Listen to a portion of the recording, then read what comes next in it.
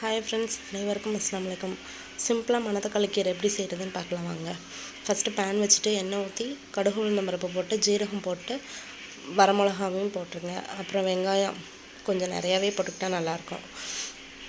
நல்லா வெங்காயம் வணங்குற அளவுக்கு கொஞ்சோண்டு சால்ட்டு போட்டு வணக்கிக்கோங்க. வெங்காயம் வணங்கினதுக்கப்புறம் மணத்தக்காளி கீரை எடுத்து வச்சுக்கோங்க. மணத்தக்காளி கீரை எடுத்து வச்சு கொஞ்சம் நேரம் அதில் மூடி போட்டு மூடி வச்சுருங்க. தண்ணியெல்லாம் எதுவும் ஊற்றணுன்னு அவசியம் இல்லை. உப்பும் இப்போ போடணுன்றது தேவை கிடையாது. மூடி போட்டு வெந்ததுக்கப்புறம் ஓரளவுக்கு இந்த மாதிரி வெந்துடும். இந்த மாதிரி வெந்ததுக்கப்புறம் பாருங்கள் ஓகேவான, ஆனால் இன்னும் சரியாக வேகலை. வெந்தது இன்னும் கொஞ்சம் நேரம் வேகணும். திருப்பி மூடியை போட்டு வேக வச்சுக்கோங்க. இது நிறைய மெத்தடில் செய்வாங்க. இன்றைக்கி நான் அவசரமாக இருக்கிறதுனால இப்படி செஞ்சேன். கடைசியாக அது வேணால் தேங்காய் பூவும் ஊற்றிக்கலாம், இல்லை பருப்பு வேக வச்சு அப்படி கூட பண்ணிக்கலாம்.